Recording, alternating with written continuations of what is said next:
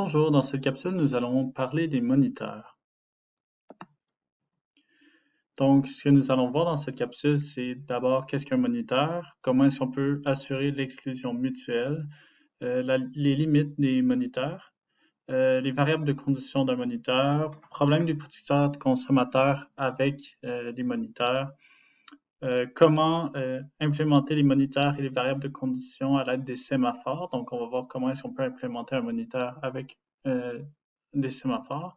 Puis finalement, il va y avoir quelques exercices qui vont être vus en classe. Donc, qu'est-ce qu'un moniteur? Un moniteur, c'est une structure de données composée d'attributs et de méthodes qui partagent en exclusion mutuelle ces attributs-là. Donc, c'est le compilateur du langage qui va assurer cette exclusion mutuelle-là. Donc, on n'a pas besoin, les programmeurs n'ont pas besoin de s'en soucier. Donc, c'est ça, le compilateur va rajouter lors de la compilation le code nécessaire. Donc, si un processus P1 est actif dans le moniteur, c'est-à-dire en exécution d'une méthode du moniteur sur un objet, et qu'un autre processus P2 demande l'accès au moniteur, sur ce même objet, donc P2 va être mis en attente du moniteur jusqu'à ce que P1 libère l'accès. Donc, il y a un processus qui s'exécute dans le moniteur à la fois. Donc, chaque moniteur a une file d'attente gérée FIFO. Donc, les moniteurs, on les retrouve dans des langages de programmation comme C# et Java. Deuxième question qu'on se posait tout à l'heure, c'est comment est-ce qu'on peut assurer l'exclusion mutuelle. Donc, pour assurer l'exclusion mutuelle, il suffit de regrouper toutes les sections critiques et toutes les variables partagées dans un même moniteur. Donc, comme on a dit dans la page précédente, dans le fond, un moniteur, c'est un ensemble de méthodes et de variables qui vont être en exclusion mutuelle. Donc, c'est ça, le compilateur, au moment de compiler le code, va rajouter le code nécessaire pour assurer l'exclusion mutuelle. Donc, voici un petit exemple avec un compte de banque. Donc, on a le moniteur compte qui a un solde, qui a une méthode déposée et retirée.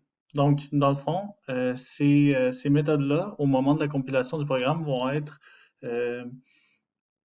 en exclusion mutuelle, donc le code va être ajouté. Puis on a vu en fait dans la capsule sur le chapitre 5 qu'un compte de banque comme ça, s'il n'y a pas d'exclusion mutuelle, il peut avoir un problème. On pourrait avoir deux dépôts qui se font exactement en même temps, donc une mauvaise lecture du solde, par exemple. Donc, cette solution est plus simple que les sémaphores, justement pour la même raison qu'on a mentionné tantôt, le programmeur n'a pas besoin de gérer l'exclusion mutuelle. Ça se fait automatiquement. On déclare le moniteur, on déclare nos méthodes qu'on veut avoir en exclusion mutuelle avec les variables, puis c'est bon, c'est fait. Donc, limite des moniteurs. Donc, les moniteurs à eux seuls ne permettent pas d'implémenter certains problèmes de synchronisation, comme par exemple le problème des producteurs consommateurs. En passant, il y a une capsule que j'ai faite sur ce problème-là, puis je vous conseille fortement d'aller la visionner. Donc, on va voir un exemple. Donc, considérez le moniteur producteur-consommateur qu'on va voir à la page suivante. Donc, ce moniteur-là est composé de variables partagées, donc tampon, indice du consommateur, indice du producteur et le compteur qui indique le nombre d'objets dans le tampon. Puis on a des méthodes, donc les sections critiques, qui sont de déposer et de retirer des objets dans ce tampon-là. Donc, regardons ce qui se passe ici. Donc, on a la taille, donc n qui est égale à 100, c'est la taille du tampon. On a notre compteur d'objets dans le tampon, l'indice du consommateur et l'indice du producteur. Puis, on a les méthodes, comme on a vu précédemment, déposer et retirer. Donc, ici, ce qui se passe, c'est si jamais on implémente ce moniteur-là, puis qu'on a initialement un tampon vide, d'accord? Puis qu'on a le premier processus qui est élu dans le moniteur, c'est un consommateur. Donc, il va exécuter la fonction retirer. On voit ici qu'on a une boucle while, compteur est égal à 0, puis c'est une attente active. Donc, posons initialement que le tampon est vide et que le premier processus à s'exécuter dans le moniteur exécute la fonction retirer. On va se tomber en attente infinie. Donc, On voit ici le consommateur va entrer dans une attente active infinie dans le moniteur. S'il accède en premier au moniteur, comme on a dit, car le tampon est vide, le producteur va se retrouver en attente infinie du moniteur. Parce qu'il ne faut pas oublier ce qu'on a dit au début, il y a un seul processus qui s'exécute à la fois dans le moniteur. Donc, on a aussi quelques risques d'interblocage. Donc, le processus, en fait, on a les deux scénarios possibles ici. On a seulement mentionné un à la page précédente. Donc, premier risque, le processus actif dans le moniteur est un consommateur alors que le tampon est vide. Le consommateur rentre dans une attente active jusqu'à ce que le tampon devienne non vide. Les producteurs ainsi que les autres consommateurs ne pourront plus accéder au moniteur, justement à cause qu'il y a un seul processus qui s'exécute à la fois dans le moniteur. À l'inverse, on a un autre risque. Donc, le processus actif dans le moniteur est un producteur alors que le tampon est plein. Donc, il ne peut pas produire plus que dans le tampon. Ça ne va pas comme override le tampon. Donc, le producteur rentre dans une attente active jusqu'à ce que le tampon devienne non plein. Les autres producteurs ainsi que les consommateurs ne pourront plus accéder au moniteur. Donc, il y a une façon de pallier à cette limitation-là. Donc, il suffit d'offrir la possibilité de se mettre en attente passive dans le moniteur tout en libérant l'accès au moniteur. Donc, supposons au point 1, donc qu'on a un consommateur puis qu'il se rend compte que le tampon est vide, il va dire OK, c'est bon. Avec les variables de condition, ce qu'il va pouvoir faire, c'est se mettre en attente passive, sortir du moniteur puis laisser un autre processus rentrer. Donc, on va parler de ça à l'instant. Donc, les variables de condition. Une variable de condition est une variable qui représente une condition, un événement. Elle n'a pas de valeur explicite, mais elle a une file d'attente qui est gérée en FIFO. Une variable de condition X est manipulée par deux opérations de base. Wait suspend l'exécution du processus thread appelant pour le mettre en attente, puis signal qui permet de débloquer le processus thread en attente de cette variable-là qui est X dans ce cas-ci. Dans le fond, wait va prendre le processus appelant et va le stocker dans la file FIFO de la variable X. Puis signal, ça va débloquer, donc ça va prendre le first in, first out. Ça va prendre le first in et ça va dire OK, c'est bon, tu es le first out, tu te débloques. Donc, on va voir deux politiques, dans le fond, signal and continue et signal and wait. Donc, c'est deux sémantiques différentes pour les moniteurs. Donc, on va commencer ici. Donc, signal and continue. Donc, on a la file d'attente de la variable de condition X. OK? Dans le fond, ce qui se passe avec signal and continue, c'est que supposons qu'on a P3 qui s'exécute dans le moniteur. Puis que ce P3-là, dans son code, il fait signal X. Ce qui se passe, c'est que, oublions pas que la file d'attente de X ici, c'est FIFO. On va prendre le first in, qui est P1, puis on va le mettre dans la file d'attente du moniteur.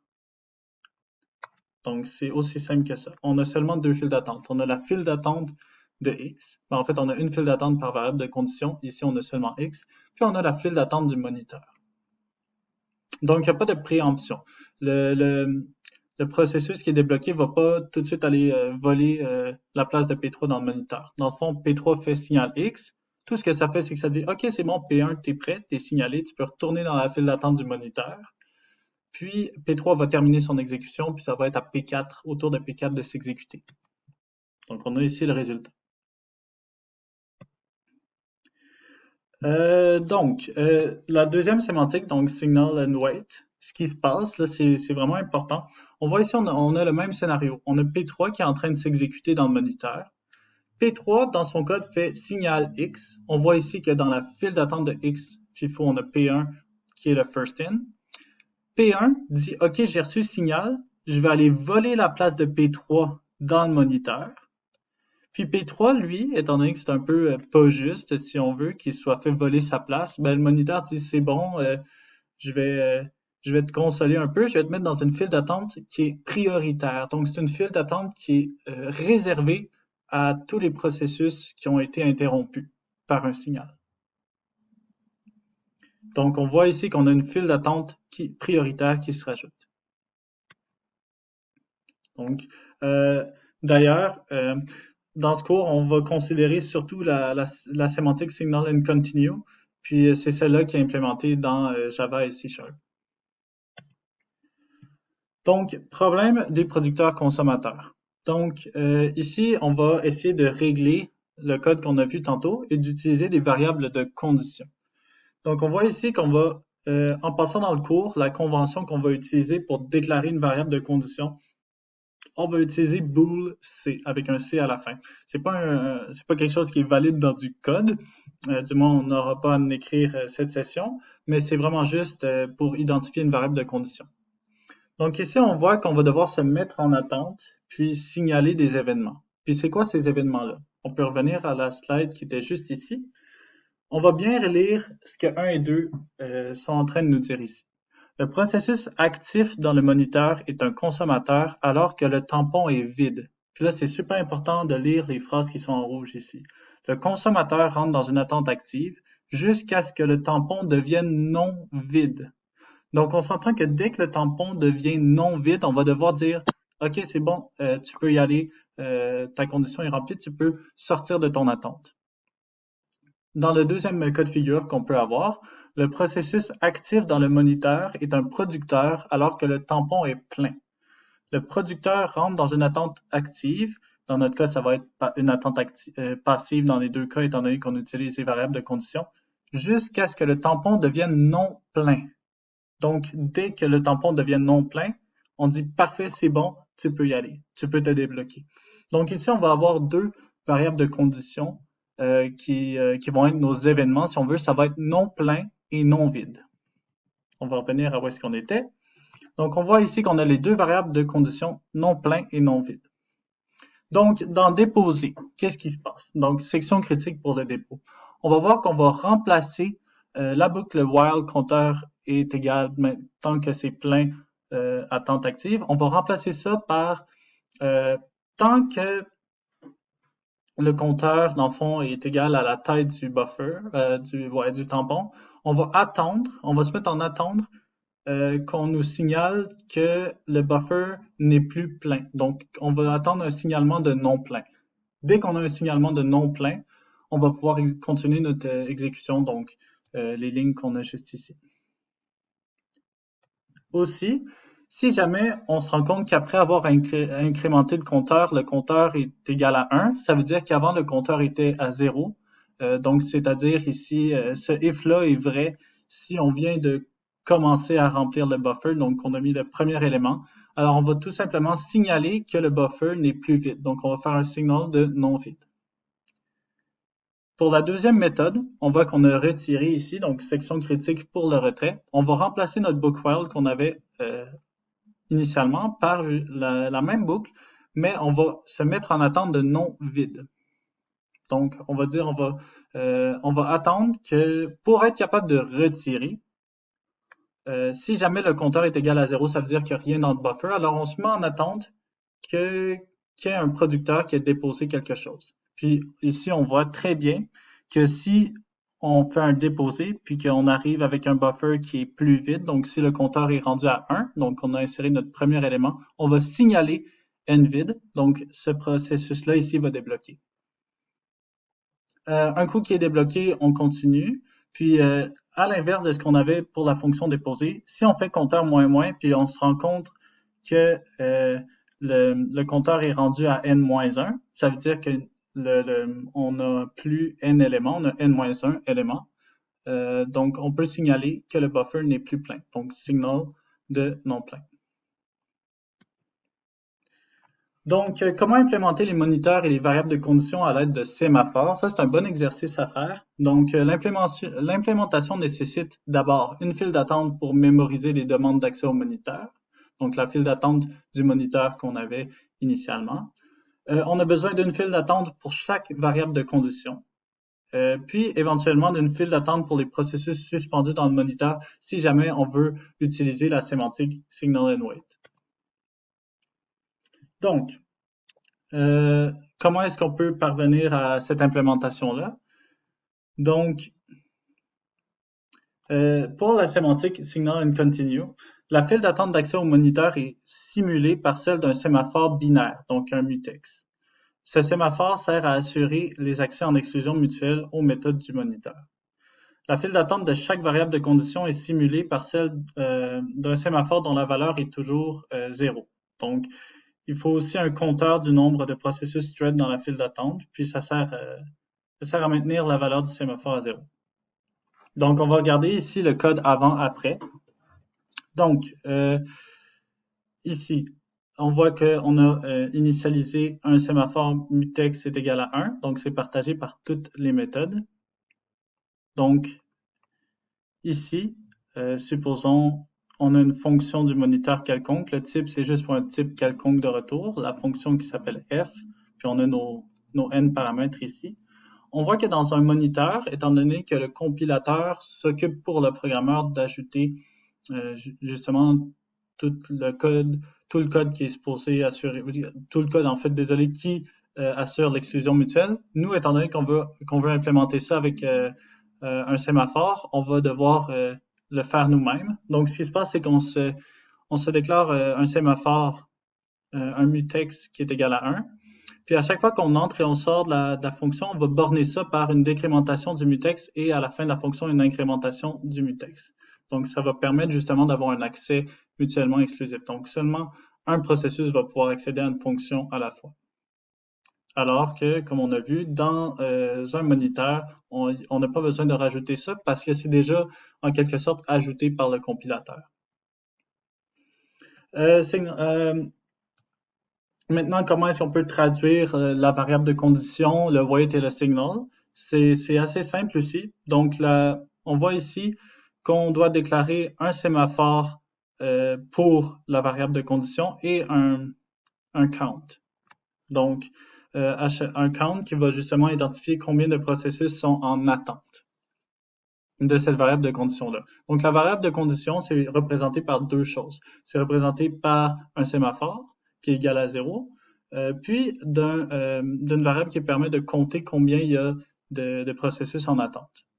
Donc, quand on fait un wait de x dans un moniteur, comment ça se traduit en code C? C'est on va commencer par incrémenter le xCount. On va faire un v du mutex. Après ça, on va faire le mutex qu'il faut se souvenir était utilisé pour borner les fonctions. On va faire un p du sémaphore, puis un p du mutex. Comment ça fonctionne le signal? Ce qu'on va dire, c'est si on a un nombre positif de personnes en attente, donc s'il y a des processus en attente, ce qu'on va faire, c'est qu'on va décrémenter le xCount, puis on va faire un v du sémaphore. Ce qui va avoir pour effet de débloquer le sémaphore de la variable de condition x. Donc maintenant, on tombe dans un exercice qui vous demande sensiblement de faire la même chose. Ça, je vous laisse le faire en classe ou dans votre temps libre, dans votre temps d'étude. On a vu vraiment, vous avez vu tout ce qu'il faut pour faire les exercices restants. Donc, j'espère que cette capsule-là vous a aidé, puis à la prochaine.